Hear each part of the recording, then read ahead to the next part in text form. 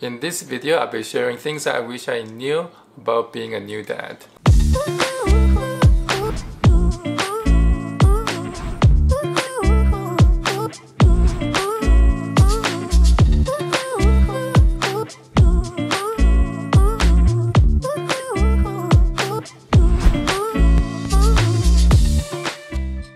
Hello, lovely people of the world. Magandang araw sa inyong lahat. 안녕하세요, 여러분. Ahlan wa sahlan.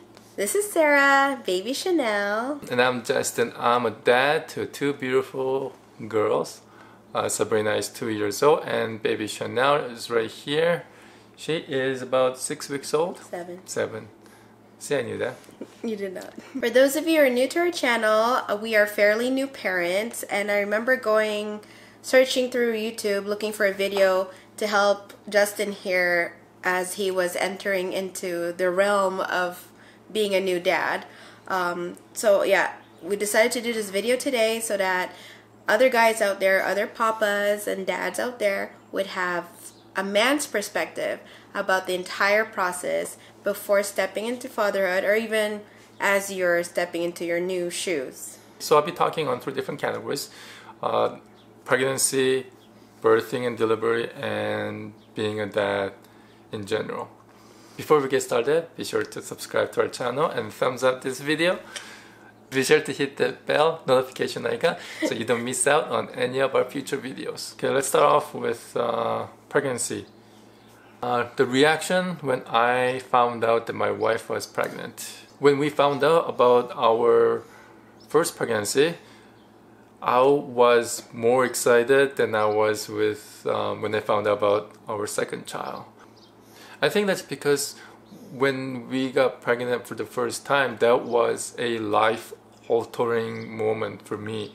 I was becoming a dad for the first time, so that's why there was more excitement there than when I found out about the pregnancy of our second child, because I was already a dad for 2 years at that time, or 1.5 years at least. Were you scared? Were you nervous? Were you happy? Which one? With the firstborn, I was definitely ready to be a father. Because when I was in my 20s, I was always thinking by the time I turned 30, I'll be married and have kids. So I turned 30 and I had neither of those. I was not married and I did not have any kids. So by the time I actually had my first kid, I was more than ready to have kids. Were you scared? I don't think so, no. Did you feel any nervousness? No. You really felt prepared to be a dad? Yeah, I knew that even though I don't know much about parenting, I knew I'll just take it day by day. Whatever comes, I'll figure it out that day and try to be the best parent I can be. So I'm not too worried. Even though I knew nothing about parenting, or I never... how to swaddle a newborn, or Right. change a diaper. Yeah. I saw a YouTube video on how to swaddle a baby. You're like, I got it. Right before I saw the Sabrina for the first time. And then we realized we prefer the Velcro swaddles. We're both lazy. You're like, let's not do it manually. Right. So even right now, I have no idea what it takes to enroll our child into school, or how much tuition is gonna be. But I'm sure that I'll figure those things out soon, as they come. And we live in Canada, and we plan to send our kids to public school, so tuition isn't that expensive. Okay, were you intimidated by the thought of changing diapers? Because a lot of men I know in my life are like, that's the thing that haunts them the most. I think I had a little hesitations about changing diapers, because there were a lot of Blowouts. Yeah, even in the movies where dads hate changing diapers because they're peeing while you're changing diaper, or they're pooping while changing diaper, and then their hand gets all soiled with poop. That happened to me. So yeah, I was a little worried about that, but not to the point where I don't want to do it or anything like that. So you were thinking more on the financial aspect? Like, am I ready to have this child financially? If you were not financially prepared, you probably would have felt more nervous, more scared, all that stuff? Yeah, maybe. All the negative feelings? I was actually doing multiplications on how much diaper costs, like how many diapers a day and how much they cost per diaper. And I was actually doing the multiplication and and see if that fits into my budget, and it did, so I wasn't worried. Awesome. I'm glad to hear that. Do you think there's a difference between being a dad in your 20s, early 20s, versus being a dad in your early 30s? I know I wasn't ready to be a dad in my 20s. I barely was able to put myself together. What do you mean? Like, I didn't even have my own car insurance in my 20s.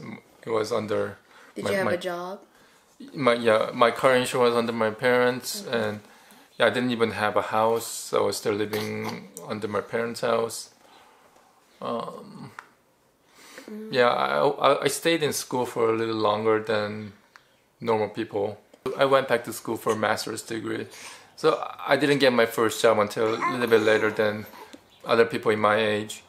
So do you think you would have had more negative feelings if you found out you were going to be a dad in your 20s? Like more the scared nervousness?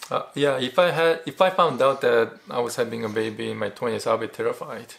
So at what age, at what point in your life did you realize, you know what, I think I'm ready? Just as when Sabrina was born. Oh, wow. Because we planned her, though. Yeah, I had my house in order. I was making the monthly payment with no problem. I had my car and stable job. I was getting raises in my salary every year, which was bonus. So I knew financially I was ready to take on a kid. Plus you had a lovely wife by your side. That too. Wedding's over and done with.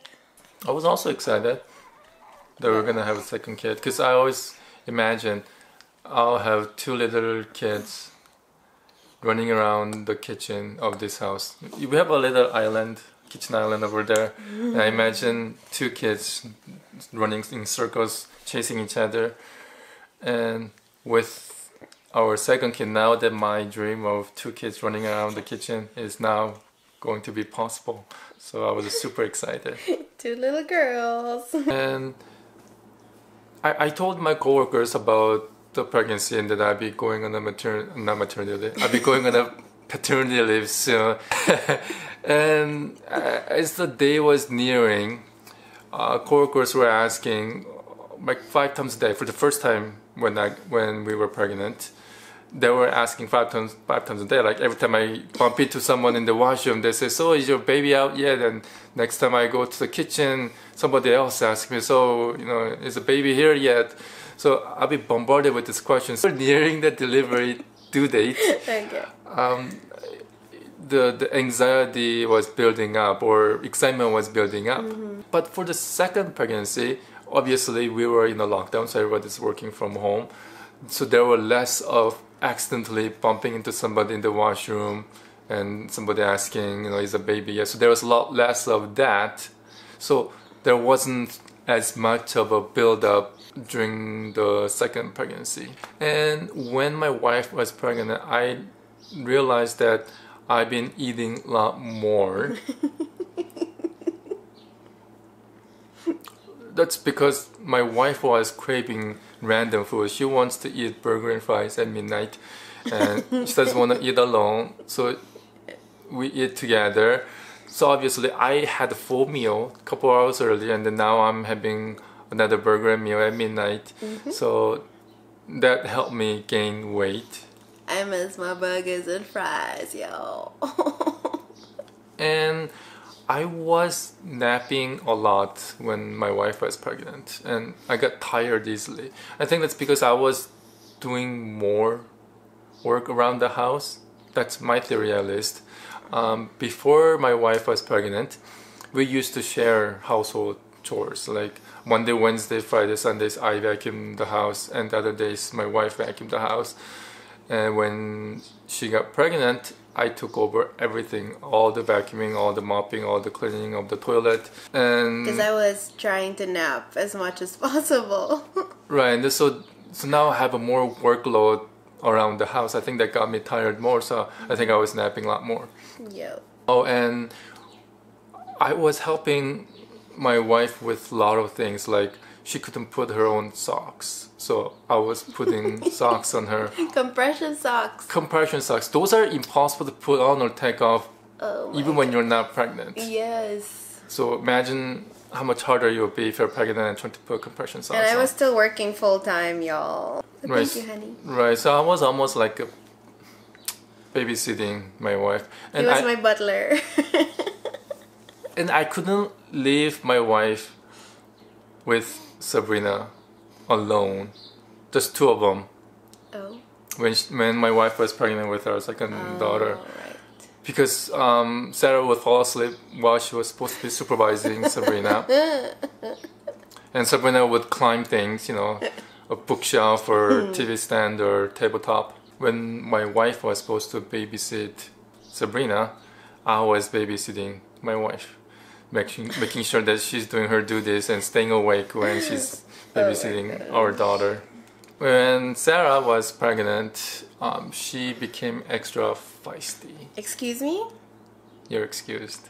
So you just got to put up with that. She claims it's her hormones. Hormones are raging, so she can't control her rage. So she tends to throw jabs at me. More like my emotions. It's not just rage. Sometimes I'm angry, sometimes I'm crying. And sometimes I'm like happy, sometimes I'm tired. It's up and down. And also, Sarah has her hormones raging and she can't control her rage when she is breastfeeding. Yes, because the hormonal imbalances doesn't end with pregnancy. It continues on in the postpartum period when I'm breastfeeding, during that first few months of adjustment with a newborn. Right. So with our firstborn, Sabrina, she was breastfed 18 months. So we are expecting to have kids every 2 years. We want to have at least 3 or 4 kids. So my wife was pregnant for 9 months out of 24-month cycle. So 24 months minus 9, that gives you 15 months. And of the 15 months, she's breastfeeding 18 months. So then that leaves us with -3 months when her hormones are not raging. Stop. So I have -3 months when she is nice to me and not throwing jabs at me. Justin here has hormonal imbalances too. For example, like if I ask, do you want me to microwave your food? And instead of her answer being yes please or no need, I'm not gonna eat right now, her answer is, what do you think?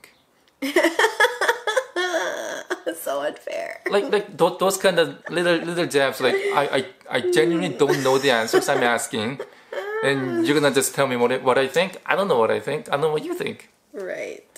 So those little jabs, like you can only take a little bit. Maybe for 2 hours I can take those, and then for 3 consecutive hours when she's throwing those jabs at me, that's when I go, why are you being so mean to me? Right. Anyway, those are just things that I need to put up with when she's pregnant or breastfeeding. But that's the life I chose. I want to be married man with kids as opposed to being single and no kids and no wife. With a nagging wife. Let's talk about birthing and delivery process.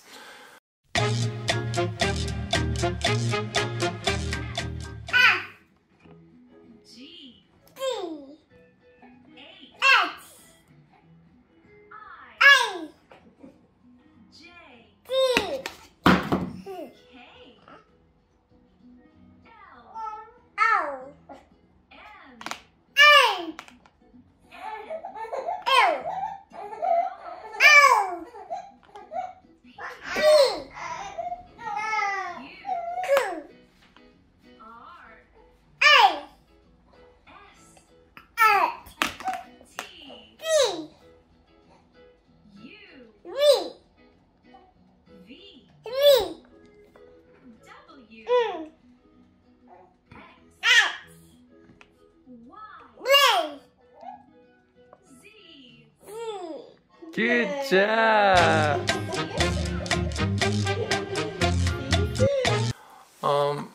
With my firstborn, as we were packing up to leave the house to go to hospital, I was in just panic mode because it was first time and there was still a lot of things that we still had to do. We still had to pack, like the last minute stuff, like the phone charger that was still plugged into the wall. I have to unplug, it was thrown into the bag. Those things were not really well planned out. So there were multiple times where I went into the car thinking I'm ready and then realized I forgot my phone charger and ran back to the house and grabbed something and then realized, oh, I forgot something else. I ran back into the house. So that was a very panicky moment. With the second pregnancy, as we were heading out to the hospital, I had those things written down on my phone. Make sure you get the phone charger, make sure you get your wallet, make sure you get your health card, like all those last minute things that you need to do. Make sure to put the car seat in the car. The monkey wrench that was in the mix was that Sabrina was still awake and we had to do her bedtime routine as we were trying to head out to the hospital. So I was rushing Sabrina's bedtime routine. I was reading her bedtime story as fast as I could. I don't know whether she noticed I was reading faster than normal. Probably not, because she slept. Yeah, so that was a little panicky. Like, what if she doesn't go to sleep because I rushed her bedtime routine? And it was a decision that we made together as well. Like, we had the choice of my mom coming in and doing the bedtime routine herself, but it was something we insisted we wanted to do to try to maintain the same routine for Sabrina so she doesn't, so we set her up for success and she'll be able to sleep all through the night while we're in the hospital, right? Yeah, we called my mother-in-law, Sarah's mom, to come over to our house so that she can look after Sabrina. But we didn't know how long that's going to take. Or if there's an accident on the road, she might take extra long to get here. And what if we must leave the house right this minute while my mother-in-law is still stuck in the traffic on the road? That was the monkey wrench in the mix. But she made it here within the hour, I'd say. Because my mom already had an overnight bag packed. In my past experience, I fainted in the hospital. I went to visit a friend who was being treated for cancer, and the hospital smell was enough to make me faint. I actually collapsed on the hallway. So I thought that when we went to the hospital that I might faint again, and when we were at the hospital for the birth of Sabrina, I deliberately did not try not to look at any bloody parts because if I do I might faint. Luckily I didn't faint. Maybe the adrenaline or whatnot got me awake.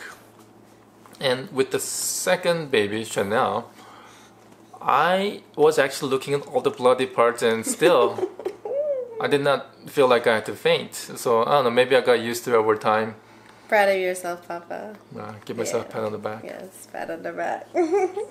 So yeah, that was a little surprising. I didn't know that I was gonna get through it without fainting just because I had a past where I actually fainted in the hallway of hospital. But that was a proud Papa moment for sure, because you're like, I got this. Nothing phases me anymore. Not even blood. When I was in the bedside as Sarah was pushing the baby out, I did not go near my wife. Which baby? For both times. I think for the most part I sat on the bench and stayed away from you, right? Yep. And because the nurses were keep coming in and out, multiple nurses. One nurse was checking her blood pressure in one arm. The other nurse was putting the IV in on the other arm. So if I stay too close to Sarah, I feel like I'm getting in the way of the nurses. So I let the nurses do their thing. I kind of stood back. So that's why in the videos, the birthing videos, for both with Sabrina's birthing and Shanelle's birthing videos, I was, for the most part, sitting on the bench and not holding Sarah's hand. Which I appreciated, by the way, you guys, because I wouldn't be comfortable with all these nurses and doctors bombarding me with questions and giving me instructions, and then have Justin stand there with the same question as, do you want anything, honey? Do you need a drink? Do you need this? Do you know what I mean? one less person was definitely a big help for me. So he did great. Well, in the movies and TVs, they always portray the husband like holding their hands and then like bracing. And me fracturing your wrist. But I knew that that's very impractical because nurses keep coming in and out, and I need to get out of their way. Well, I mean, other couples are able to do it on YouTube. I noticed that. But yeah, we've discussed it and we preferred it the way it went. At least I personally preferred not to have my husband within sight, especially when I'm in pain, because then I might channel my pain and anger towards him. You did this to me. And I distinctly remember you saying, get away from me. Yeah, with Sabrina. When I was giving birth to Sabrina, I was like, go over there. There, as far as possible there. So with Shanelle, he already knew, like, I'm just gonna back up here. Plus he knew, like, I would signal him if I needed something. When I saw Sabrina for the first time, I actually had a little tears in my eyes. I had a little waterworks in my eyes. You had more. Come on, you basically were shaking. Yeah. You were like... And Sarah's mom was there. She cried. And she cried too. When I saw her cry, I cried too. And then I ended up crying. Yeah. Because that was life-altering moment for me. I became father for the first time. I became a mom for the first time, and mom became a grandma for the second time. But when Shanelle was born, I didn't cry. I had no choked up emotions. Why? Does that mean you loved her less? You were excited less? No, I was excited less. But because you found out it was another girl, or what? No, but I know I love Shanelle just as much as I love Sabrina. I think it's because we've already been through it. We've been through the labor and delivery process before. So the second time around, I also didn't cry. And also it happened so fast that I remember still being in shock, pushing Shanelle out.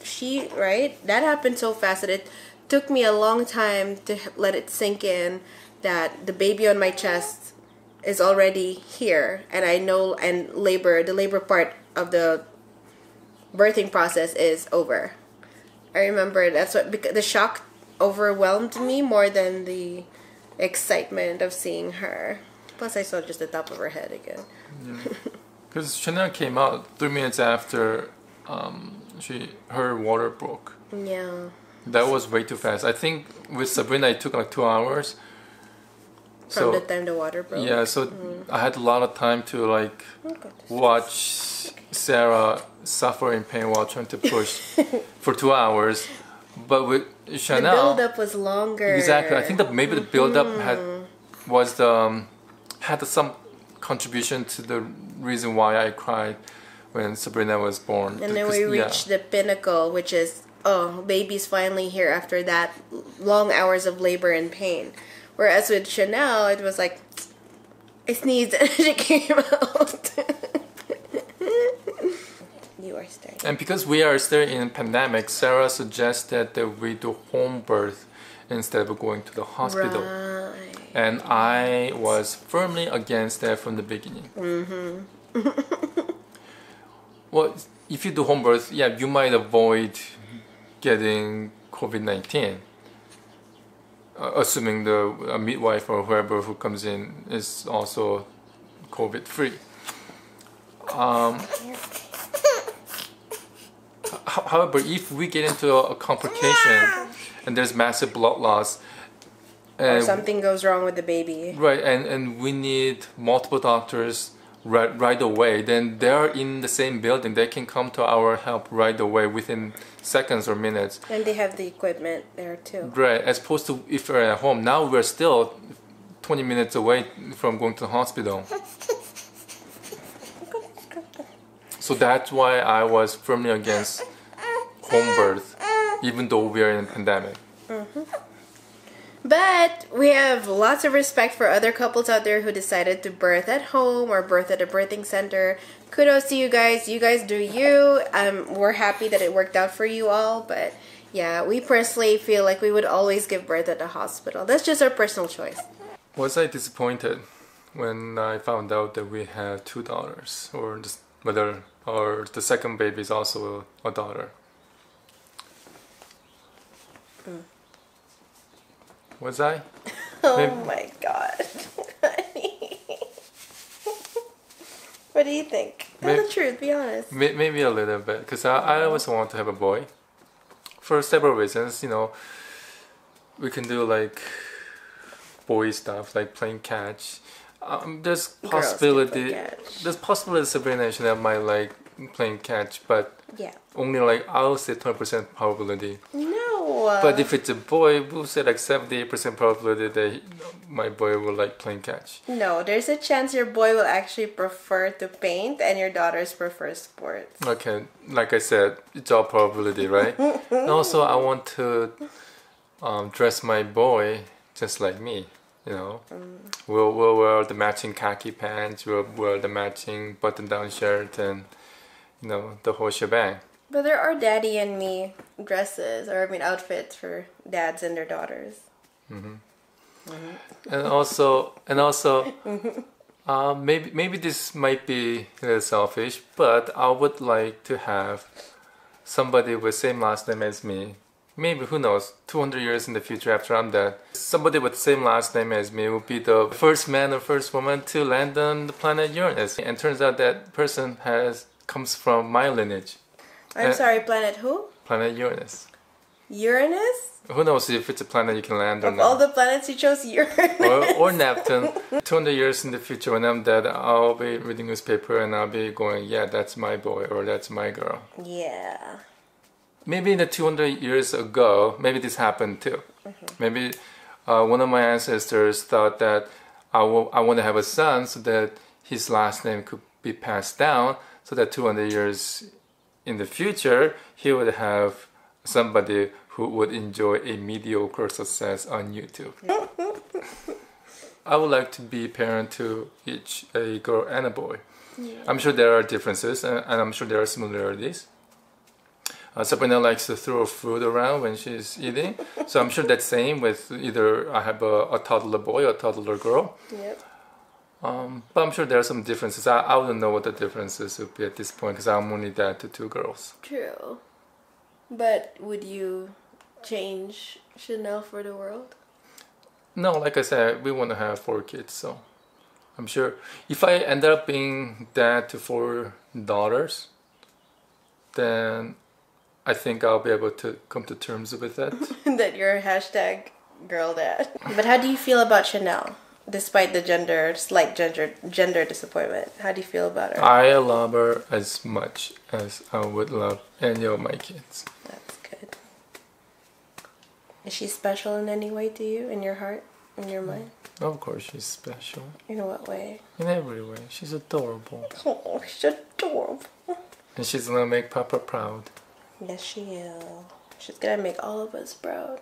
Now, moving on to the 3rd category. What's it like to being a dad to 2 girls? Yes, you can. Oh, yes, you can. I can look at that smile. I can look at that smile. Too much. Too much. Okay, you're so tough. Well, doing their hairs is challenging. Well, you don't need to worry about Shanelle's hair yet. Yeah, doing their hair is challenging. Every morning I'm tying Sabrina's hair into pigtails, ponytails, whatever tails. And let's just say bushy tails mostly. And Sabrina would never sit still. She would always be turning her head, crawling around. Running away from you. Right. So I can never get that ponytail tight as it can be. It's always loose and hair, there's a lot of flyaways. I don't know how other moms do it or how other dads do it. But luckily for us, Sabrina has such a cute face that it doesn't matter how badly her hair is done. She can carry any look. She's like, today I have the porcupine look. Do I know what I'm doing? I think I already said this earlier. Do you know what you're doing? I'm just going to take it day by day. But do you feel like you know what you're doing? Not necessarily, but okay. I'll figure it out. So, okay. Like, I don't know how to potty train Sabrina, but I'll figure it out. Okay, because he's going to do that. He's in charge of potty training her, right, love? Right. You're like, wait, that just dawned on you. Do I miss being childless? Kiddos. Every once in a while, I get overwhelmed. No. When Sabrina is, especially on weekends, when both Sabrina and Shanelle are at home, and Shanelle is crying uncontrollably, and Sabrina decides to cry for no reason. Just to mimic her sister. And Sabrina would not cooperate, and she'll always do the opposite of what I want her to do. Like if it's time to eat, she doesn't want to eat. If it's time to go to bed, she doesn't want to go to bed. If it's time to spit after brushing her teeth, she doesn't want to spit. Right? She spits her food out, but she wouldn't spit the water after brushing her teeth. So sometimes like, oh, this is starting to be too much. I miss the peace and quiet of just me. Before we had kids, weekends were fun times. We had to go out, go watch a movie, go to a dinner date. And now the weekends, I'm like, oh, how much more can I handle? And 2 kids crying and not cooperating. But we do know that these are the challenging times of our lives, right? Of parenthood. These are the most challenging times. When they're young, they're needy, they're helpless. These are the most challenging times. So it helps us get through the day-to-day knowing that this is as hard as it's going to get and it's only going to get better from here. Hopefully. Hopefully when Sabrina grows up a little bit, she's not going to be as challenging. Yeah, but even if she does get challenging, we know that that's just another phase or hump that we're going to have to go through. Well, I'm sure we have a whole new set of challenges by then. Yeah. Like she's going to start dating when she's a teenager, and then we're not going to like whoever she's dating. But we've come to terms knowing that, now that we're parents, we're going to be parents for life. At least, yeah, for life. Definitely for life. And that now this is our new world. Basically, we're going to become... we're always going to have challenges, but that's the whole thing. That's the beauty of living, right? You get your ups, you get your downs, because you also get... do you feel like parenting is one of the most rewarding roles that you could ever assume as an adult? Yeah. When I see the sweet, innocent faces of Sabrina and Shanelle, it just melts my heart. And then you know it's all worth it. Yeah. Especially this little footage of Sabrina running around.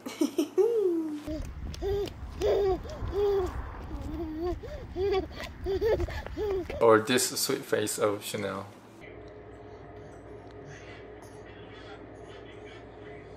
Parenting styles. I think mine and Sarah's parenting styles are different. I'm no nonsense, very strict. If you're not supposed to play with certain things, you're not supposed to play with certain things. There's like no wiggle room around it. Like Sabrina likes to go through our kitchen pantry and grab Windex, CRL, bleach, and start licking the tip. She does not lick them. She does. Does not. I've seen her. I haven't seen her lick them. As soon as Sabrina gets hold of one of those things, I try to grab it out of her hands. That's my style. No nonsense, no wiggle room. If you're not supposed to play with it, you're not supposed to play with it. But Sarah thinks that it's okay, let them play with them. Let her explore. Let her lick all the bullets she wants to lick. Yes, let her explore so she'll know that, okay, this sucks, and she'll stop licking. And once you've given her the what's the word? The satisfaction of, okay, mission accomplished, I was able to grab the Windex, and now I'm done. She'll drop it, and she'll move on to the next dangerous item. Yeah, which is like climbing the dining table. Justin is like, no way is Sabrina allowed to to dance around on the dining table. But then I let her. I'm like, okay, you can go. If she wants to climb and dance on top of the dining table, let her dance. And then eventually she's going to want to get down. She'll figure it out. Yeah, on her way down, she's going to hurt herself. Then she will learn, honey. And then I don't think she ever learns. She does it. Right after she falls, she does the exact same thing she did. Okay, but she doesn't cry, though.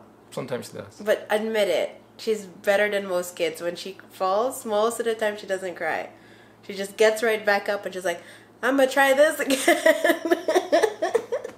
And that's a life lesson that I want to instill in her. It's like, life may bring you down.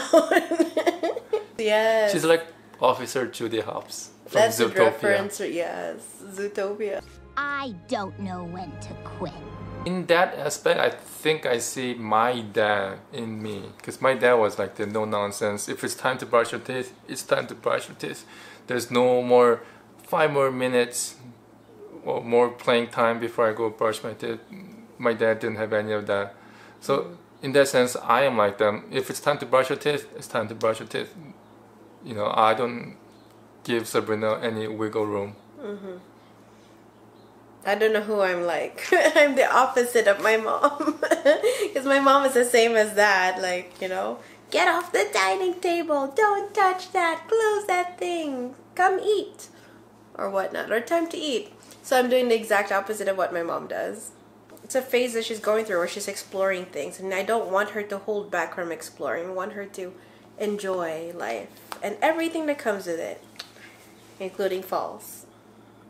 And getting hurt every once in a while. For some reason, Sabrina sometimes likes to play with boy toys more than girl toys. She likes to play with train more than her Frozen Princess Elsa doll. She doesn't like dolls. No. Not at all. Like, they're just for show. You would think that's the thing she plays with the most. But she likes to play with anything with wheels. So she likes trucks, trains. She likes dinosaurs. Yeah. Yep. But I think maybe one day she might want to play tea time with her papa. We'll see. So I'm gonna have to venture into that territory someday, I think. I can't wait.